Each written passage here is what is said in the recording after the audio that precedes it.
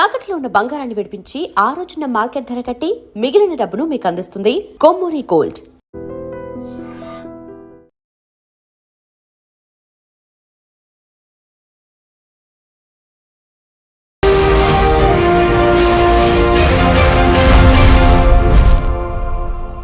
నమస్తే, welcome to iDream social spotlight with Kavitha.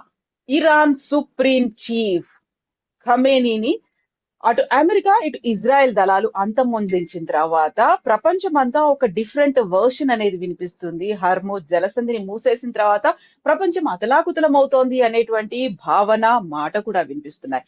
But ఎందుకని ఖమేనీని target చేశాయి America, Israel దళాలు? ఆ తర్వాత ఏం జరగబోతోంది? ఖమేనీని కొంతమంది హీరోగా ఎందుకు అభివర్ణిస్తున్నారు? ఖమేనీ చేసినటువంటి తప్పేంటి? మనతో పాటుగా ఉన్నారు జియో పొలిటికల్ ఎక్స్పర్ట్ గిరిధర్ మామిడి గారు. హలో అండి, నమస్తే. నమస్తే అమ్మా. నమస్తే మీకు, మీ ప్రేక్షకులకు నా నమస్కారాలు అమ్మా. థ్యాంక్ యూ సో మచ్ అండి. ఎలా ఉన్నారు మీరు? ఐఎమ్ గుడ్ అమ్మా. How about you?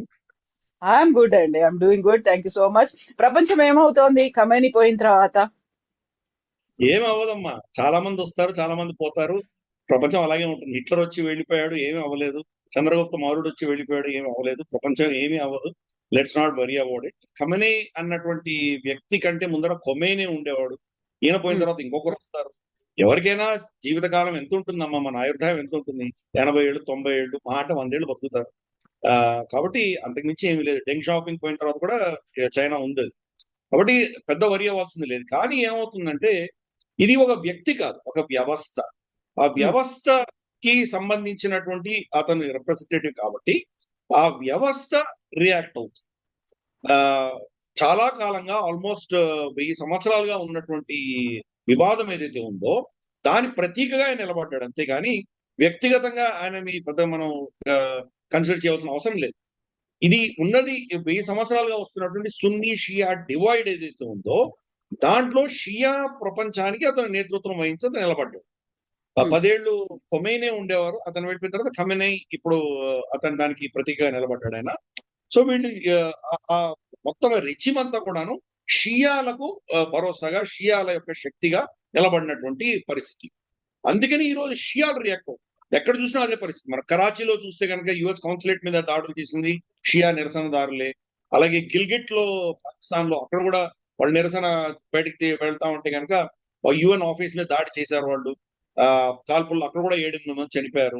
మనకు కూడా చూస్తే ఇక్కడ కార్గిల్లో విపరీతమైన పెద్ద ఎత్తున ర్యాలీలు జరుగుతున్నాయి షియాల్ మెజారిటీ ఉన్నటువంటి ప్రాంతంలో. అలాగే ఈవెన్ శ్రీనగర్ లో కూడా ర్యాలీలు చేశారు వాళ్ళు. హైదరాబాద్ లో, లక్నోలో, అంటే దేశవ్యాప్తంగా షియాలు, అలాగే ప్రపంచవ్యాప్తంగా షియాలు. గ్రీస్ లో వాళ్ళు ర్యాలీలు చేశారు. కాబట్టి వాళ్ళ యొక్క ఉనికి, వాళ్ళ యొక్క అస్తిత్వం, వాళ్ళ నేతను చంపినందుకు వాళ్ళలో ఒక విధమైనటువంటి భావన ఉంటుంది కాబట్టి వాళ్ళు రియాక్ట్ అవుతున్నారు. అది వాళ్ళది. సో సున్నీ ప్రపంచం ఆఫ్ కోర్స్ దాన్ని సెలబ్రేట్ చేస్తోంది. ఒక పెద్ద రాక్షసీ శక్తి మేము చంపేయగలిగాము, మాకు ఒక శత్రువు పోయాడు, మాకు ముప్పు, ఒక రిస్క్ ఫ్యాక్టర్ అనేది మాకు తగ్గిపోయిందని వాళ్ళు సంతోషిస్తున్నారు. కాబట్టి ఆ యాంగిల్లో చూడండి. కానీ ఈ మధ్యస్థంగా ఉన్న వాళ్ళు కూడా చాలా మంది ఉంటారు. ఖమేనీ ప్రభుత్వం పీడించిన వాళ్ళ బాధతోటి సఫర్ అయినటువంటి వాళ్ళు ఇరాన్ లోనే చాలా మంది ఉన్నారు. మాషా అమీని ఆవిడ సరిగా అమ్మాయి చిన్నపిల్ల బట్ట వేసుకోలేదని చెప్పి అమ్మాయిని చంపిన ఉదంతం మనకు తెలుసు. అప్పుడు నిరసనకారులు కావచ్చు, తర్వాత మన ద్రవ్యోల్బణం వచ్చినప్పుడు నిరసనకారులు కావచ్చు, వాళ్ళని చంపినటువంటి ఉదంతం. కాబట్టి ఒక విధమైన వ్యతిరేకత ఆ దేశంలో ఈవెన్ షియాల్లో కూడా ఉన్నది. సో ఈ దేశం అంతే. ఏ నేతకైనా కానీ కూడా 3 వర్గాలు ఉంటాయి. అతన్ని బాగా నమ్మి, అతన్ని గౌరవించి, అతని వెనకాల నిలబడ్డటువంటి ఒక వర్గం అయితే, అతను అంటే అసలు వైరం ఉండి అతన్ని హేట్ చేస్తూ అతని కంప్లీట్ గా ఆపోజిట్ ఉన్న వర్గం ఇంకో రెండోది ఉంటుంది. మూడో వర్గం తటస్థంగా ఉంటుంది. అటు ఇటు తేల్చుకోకుండా ఉన్న మూడో వర్గం కూడా ఉంటుంది. ఇరాన్ లో అలాగే ఉంది, అంతకంటే ఇంకేమీ లేదు. కాబట్టి ఇప్పుడు కూడా ఆయన చనిపోయిన తర్వాత సెలబ్రేట్ చేస్తున్న వర్గం ఒకటైతే కనుక ఆయన అపోజ్ చేస్తున్న వర్గం వేరే ఉంటుంది. కాబట్టి ఈ షియా ప్రపంచానికి నేతృత్వం కోల్పోయింది కాబట్టి దాని రియాక్షన్ మనం సహజంగా మనం చూస్తాం. అది ఏదో నేతృత్వం మళ్ళీ వస్తుంది. మళ్ళీ ఇతను సుదీర్ఘకాలంగా ఆల్మోస్ట్ 89 నుంచి ఈ రోజు దాకా ఉన్నాడు. అంటే మనం ఒక రమారమి 37-38 సంవత్సరాలు అతను నేతృత్వం వహించాడు కాబట్టి ఎవరు రీప్లేస్ చేస్తారో వాళ్ళకి సమయం పడుతుంది మళ్ళీ అటువంటి రెస్పెక్ట్ షియా ప్రపంచంలో రావడానికి సమయం పడుతుంది. కాబట్టి కొంత అస్థిర వాతావరణం దాంట్లో ఉంటుంది. ఈ సున్నీ షియా క్లాష్లు ప్రపంచవ్యాప్తంగా కూడా కొన్ని జరిగేటువంటి ఘటనలు జరిగేటువంటి అవకాశాలు లేకపోలేదు. ఎందుకని ఖమేనీని టార్గెట్ చేశాయి అమెరికా, ఇజ్రాయెల్? ఆయన ఎందుకు ఉమ్మడి శత్రువుగా ఆ రెండు దేశాలు భావించాయంటారు? ఇది చాలా పెద్ద కాంప్లికేటెడ్ క్వశ్చన్ అమ్మా. 89 నుంచి ఇంతవరకు ఖమెనీని ఎందుకు చంపలేదు అని ప్రశ్న మనం ఫస్ట్ వేసుకోవాలి. ఓ ఎందుకంటే ఈ రోజు ఎందుకు టార్గెట్ చేశారు అన్నది అది దాని సమాధానం దాంట్లో ఉంటుంది యాక్చువల్గా. అమెరికా ఈ రోజు దాని యాక్చువల్గా మన అమెరికా యొక్క శక్తి ఏంటి అని అర్థం చేసుకుంటే ఇవన్నీ అర్థం అవుతాయి. అమెరికా శక్తి అన్నది 4 స్తంభాల ఆధారంగా నడుస్తుంది. 1 oil, 2 pharmacy, 3 defence industrial complex, 4వది వాళ్ళ బ్యాంకింగ్ అండ్ డాలర్. ఈ 4 స్తంభాల ఆధారంగానే అమెరికా అన్నటువంటి శక్తి నడుస్తుంది.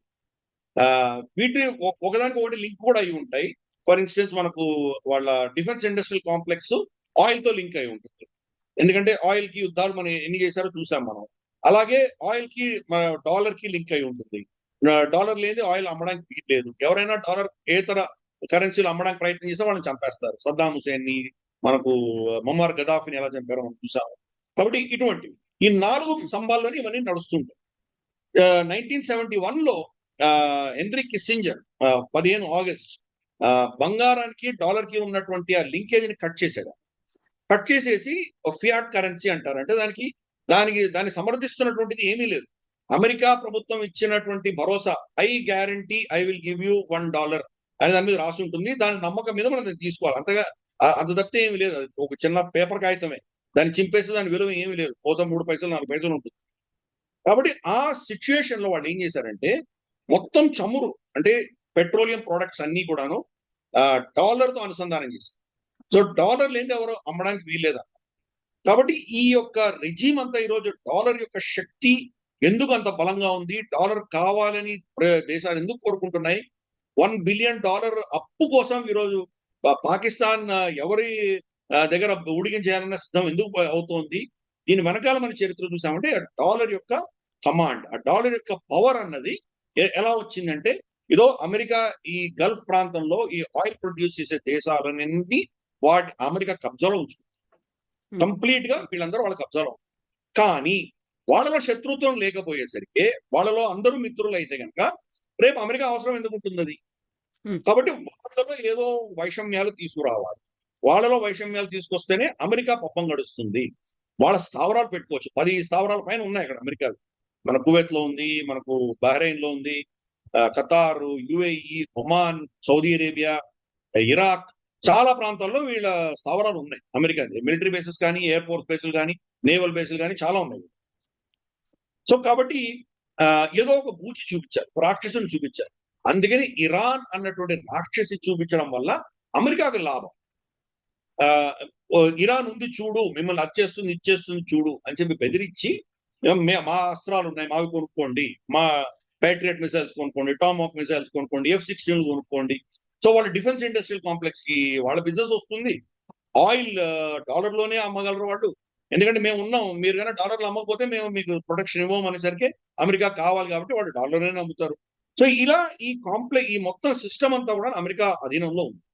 అందుకనే ఈ రోజు చనిపోయినా కానీ కూడా అక్కడ దేశాలు ఏవి కూడాను ఆయన చంపినందుకు నిరసనలు ఎక్కడ తెలపట్లేదు. ఎక్కడ ఎస్పెషల్లీ సున్నీ ప్రపంచంలో ఎవరు తెలపట్లేదు. సో అమెరికా ఏం చేసిందంటే కాన్షియస్ గా ఈ సున్నీ షియా డివైడ్ లో సున్నీ పక్షాలు నిలబడ్డారు. దాంతో షియా ప్రపంచం అంతా కూడాను వాళ్ళ కుంపటి వాళ్ళు పెట్టుకున్నారు. వాళ్ళు ఏం చేయాలో వీటిని ఎలా కంట్రోల్ చేయాలో వాళ్ళు చేసుకున్నారు. చాలా కాలంగా వాళ్ళకి తెలుసు అమెరికాకు ఉన్నటువంటి శక్తి, అమెరికా యొక్క కెపాసిటీ ఏంటో తెలుసు. కాబట్టి అమెరికాతో డైరెక్ట్ గా యుద్ధం చేసి గెలవలేం కాబట్టి ప్రాక్సీలు పెట్టుకోవడం మొదలుపెట్టారు. హమాసు, హిజ్బుల్లా, హౌతీలు, అలాగే మనకు ఇరాక్ లో కూడా కొన్ని వాళ్ళకు ఉన్నాయి. అలాగే సౌదీ అరేబియాలో కొన్ని తంజీములు పెట్టుకున్నారు. యమన్ లో చాలా ప్రాంతాల్లో ప్రాక్సీలు పెట్టి ప్రాక్సీలతోటి వాళ్ళ ఆటంతా ఆడించుకున్నారు ఇంతకాలంగా. దీనికంతా సూత్రధారుడు ఖమెనీ. ఖొమేనీ ఉన్నటువంటి 10 సంవత్సరాలు కూడా ఇరాక్ తో యుద్ధం చేసి ఆయన తర్వాత చనిపోయాడు. ఆయన ఎక్కువ కాలం లేడు. ఇప్పుడు నిన్న చనిపోయినటువంటి వ్యక్తి ఖమెనీ, ఇతనే ఈ మొత్తం దీనికి మాస్టర్ ప్లాన్ వేసినంత IRGC పెట్టి దీన్ని ఫుడ్స్ కమాండో ఫోర్స్ అని పెట్టి ఇవన్నీ కూడా వీళ్ళతోటి తరచూ వీడి మీద దాడులు చేయడం ఇవన్నీ ఇతనే చేయించాడు, ఖమెనీ చేయించాడు. కాబట్టి షియాలకు అతను పెద్ద నేత అయి ఉండొచ్చు కానీ ప్రపంచవ్యాప్తంగా మానవ హక్కుల ఉల్లంఘన చేసి నరహంతకుడిగా నిలిచినటువంటి వ్యక్తి ఖమేనీ. కొన్ని లక్షల మందికి పొట్టబెట్టుకున్నటువంటి వ్యక్తి.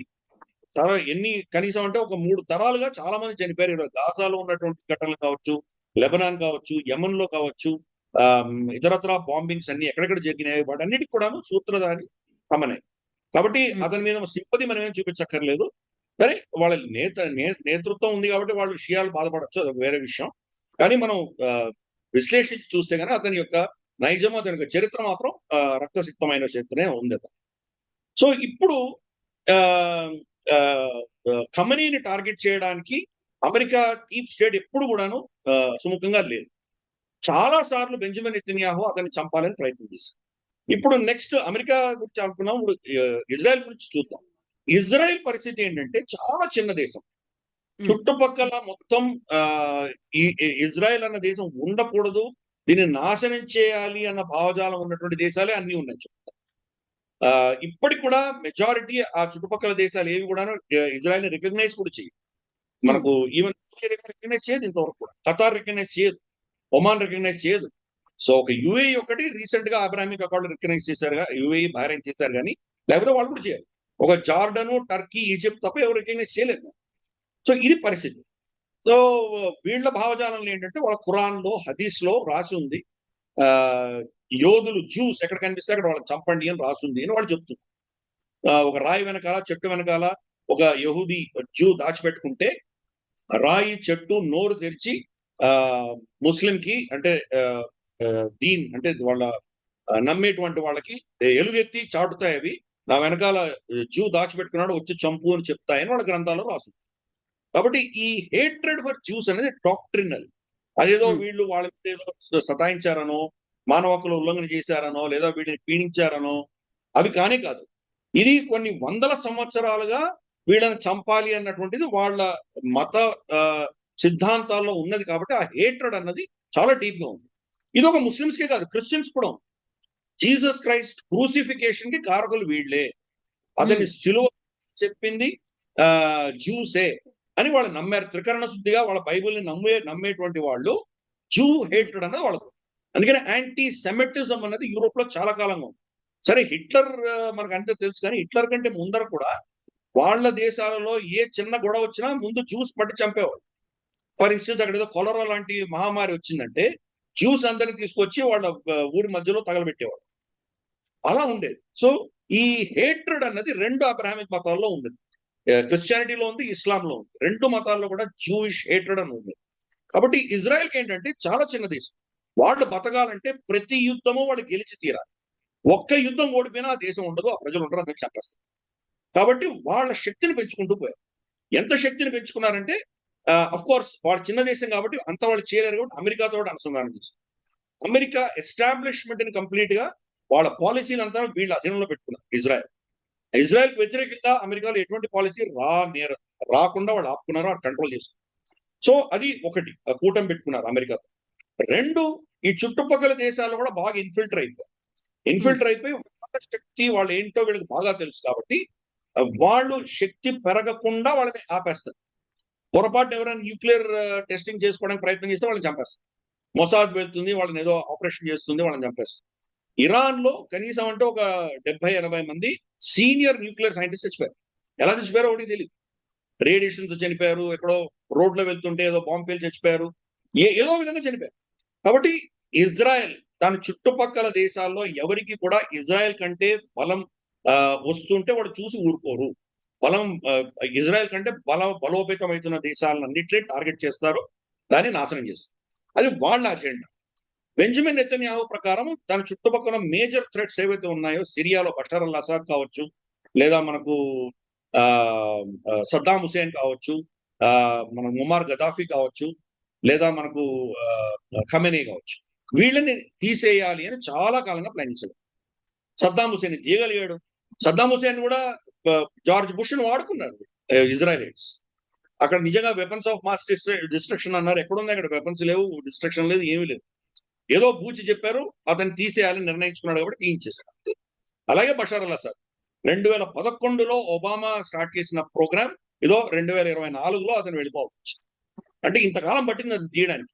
ఎందుకు తీశారు? ఆ దేశంలో వీళ్ళు ఎందుకు ఇంటర్ఫియర్ అయ్యారు? ఆ దేశంలో ఒక 10 సంవత్సరాలు 15 సంవత్సరాలు మారణకాండ, విధ్వంసము, రక్తపాతం ఎందుకు వచ్చింది అది? బషర్ అల్ అసాద్ గతంలో వీళ్ళెవ్వరు కూడా పెద్ద గొప్ప నేతలేం కాదు, గాంధేయవాదులు కాదు. వాళ్ళందరూ క్రూరులే.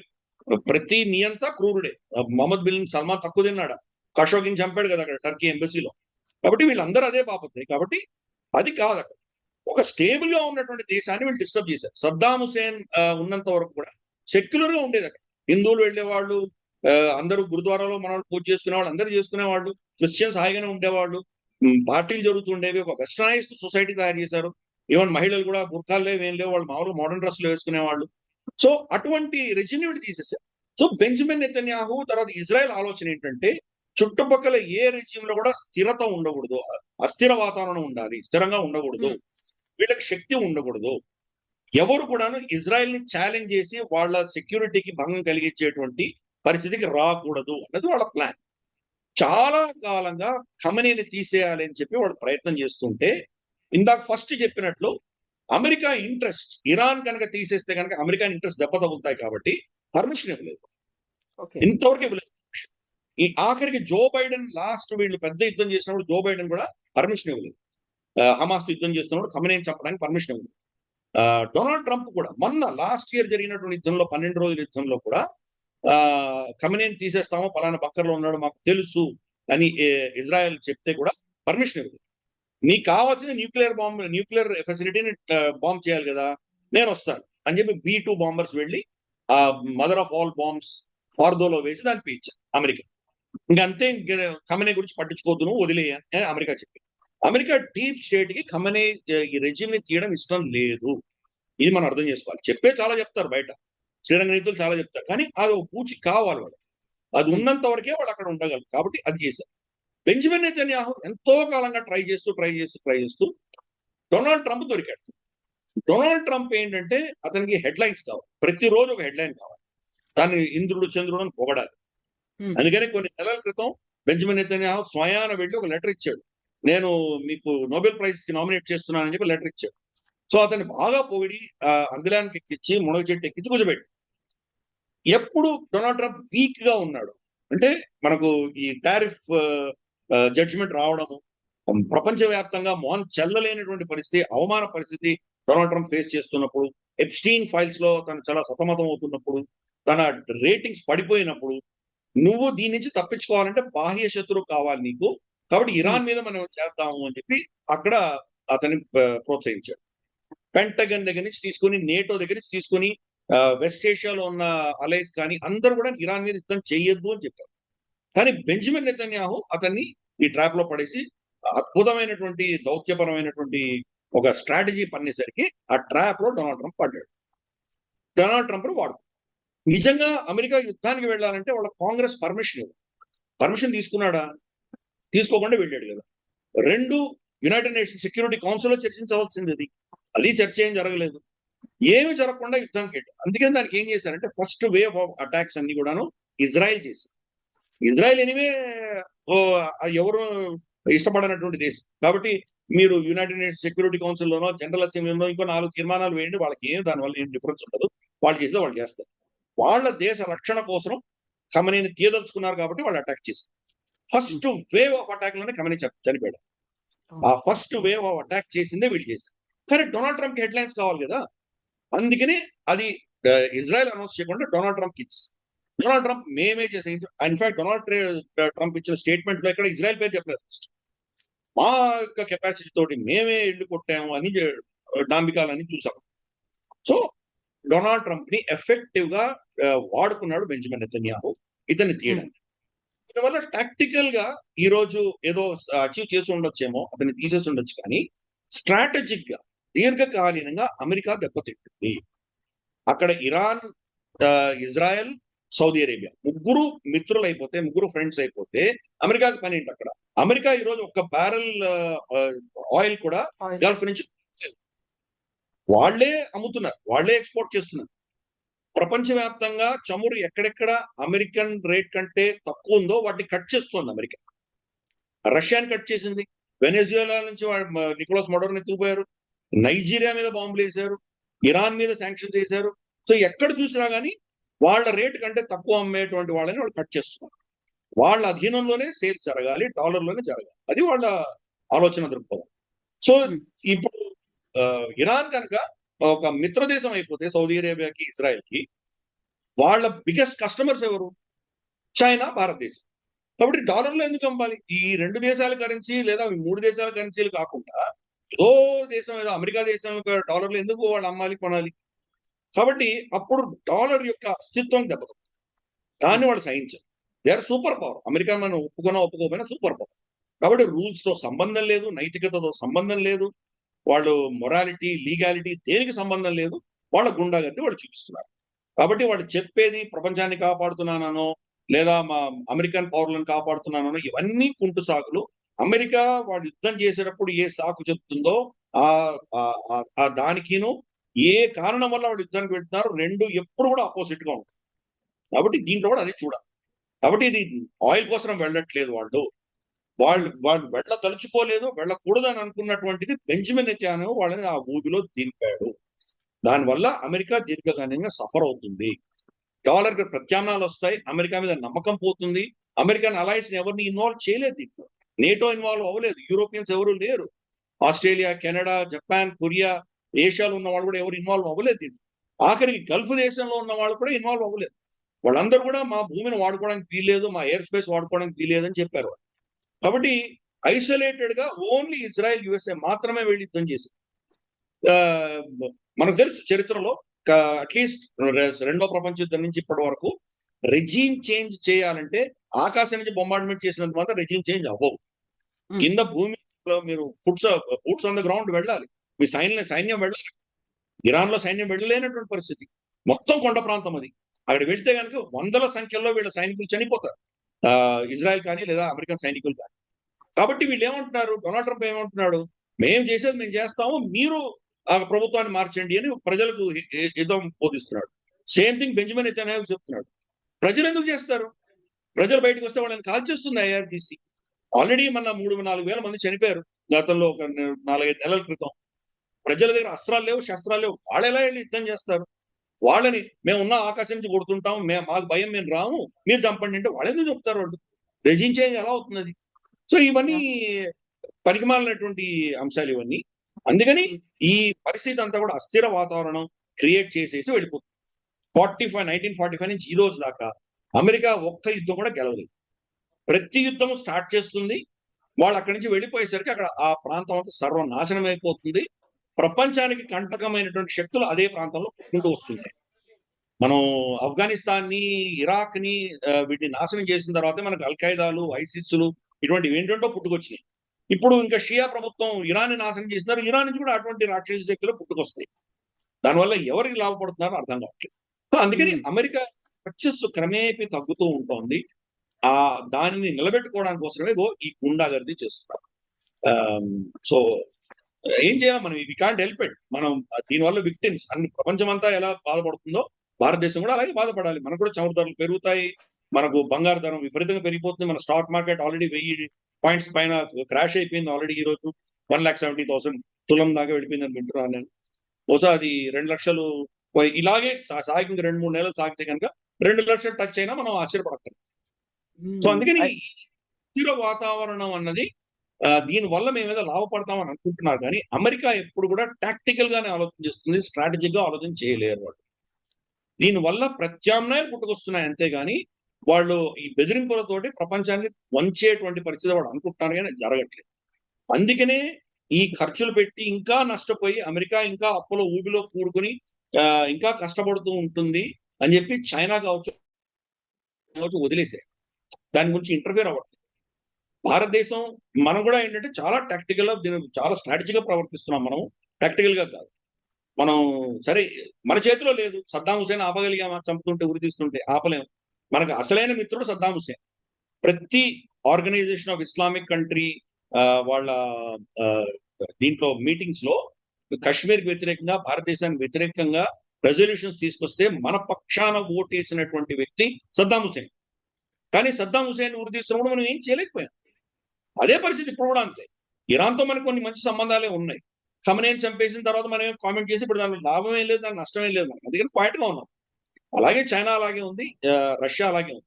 అమెరికా ఈ పిచ్చి పనులు చేసి చేసి అలసిపోయి వాళ్ళు దెబ్బతిని, వాళ్ళ ఎకానమీ దెబ్బతిని, వాళ్ళ మీద నమ్మకం పోయి ప్రపంచం అంతా ప్రత్యామ్నాయాలు చూసుకునే పరిస్థితి వచ్చినప్పుడు ఆటోమేటిక్ గా జరగాల్సింది జరుగుతుంది. మనకు హెడ్లైన్ అక్కర్లేదు. మన దేశ రక్షణ, మన దేశం ఇంట్రెస్ట్ మనకు కావాలి కాబట్టి ఈ దేశాలని అలా ప్రవర్తిస్తాయి. ఇది ఇప్పుడు జరుగుతున్నటువంటి మేజర్ చేంజెస్ అని నాకు తెలిసిన కొన్ని విషయాలు చెప్పాను.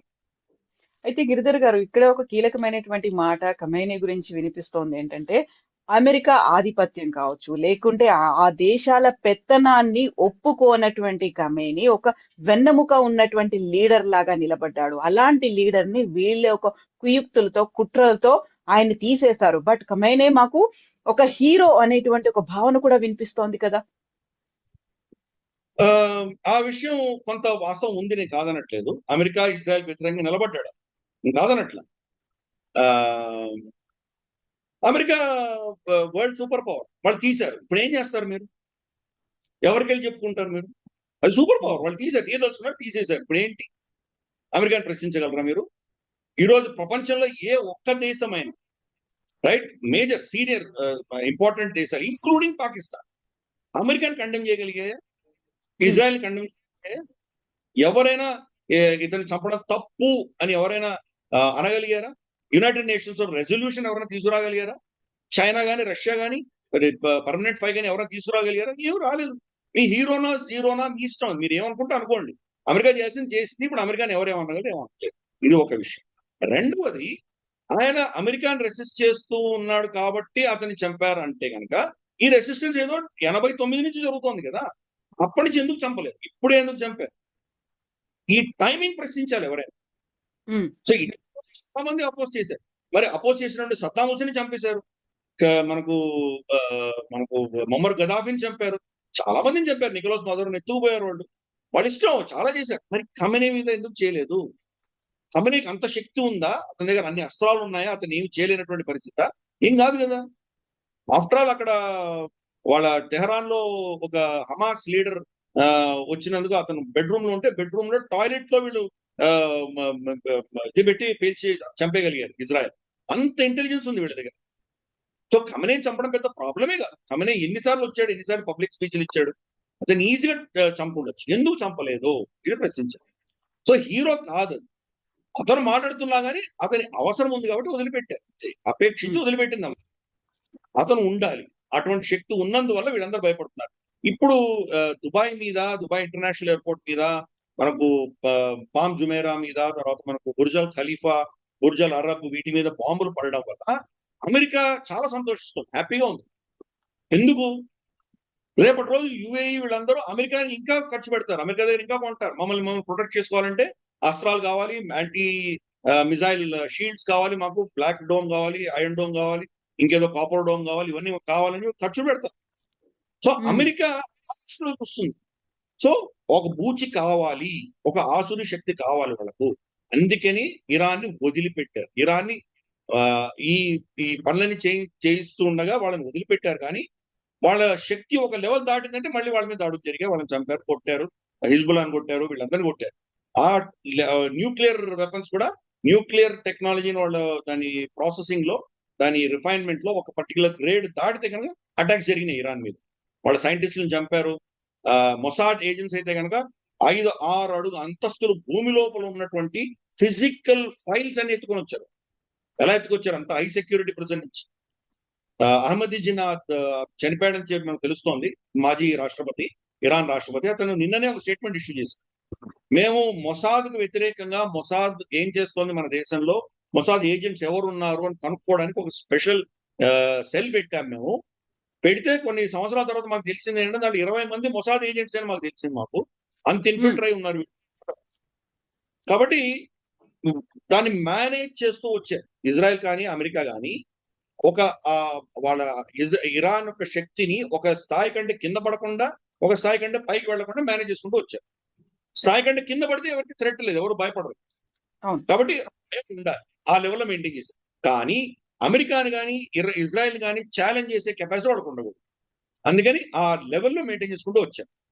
ఇప్పుడు ఇది బెంజమిన్ నెతన్యాహు ఒక ప్లాన్, అమెరికా ప్లాన్ కాదు. పెంటగన్ ప్లాన్ కాదు, అమెరికన్ డీప్ స్టేట్ ప్లాన్ కాదు, బెంజమిన్ నెతన్యాహు సాధించాడు. అందుకనే రెజీమ్ చేంజ్ చేయడానికి బహుశా డీప్ స్టేట్ ఒప్పుకోదు. నీకు కావాల్సింది అయిపోయింది కదా, చంపేసాం, అయిపోయింది, వదిలే అని చెప్పి వదిలేస్తారు. ఆ ప్రతీకార జ్వాలలు అనేది ఆ రెజీమ్ లో ఉండాలి. అది ఉంటేనే అమెరికా యొక్క వర్చస్సు ఉంటుంది అక్కడ. అమెరికా డాలర్ ఈ యొక్క నెక్సెస్ అంతా కూడాను అక్కడ ఉంటుంది. కాబట్టి ఖమేనీ హీరోనా జీరోనా ఎవరి ఇష్టం వాడు ఏం మాట్లాడుకున్నా కానీ కూడా ఖమేనీ ఇంతవరకు ఎందుకు బతుకున్నాడు అన్న ప్రశ్న వేసుకుంటే దానికి సమాధానం వస్తుంది. ఎస్ గిరిధర్ గారు, థ్యాంక్ యూ సో మచ్ అండి. థ్యాంక్ యూ సో మచ్, చాలా బాగుంది మీ ఎక్స్ప్లెనేషన్. థ్యాంక్ యూ అండి.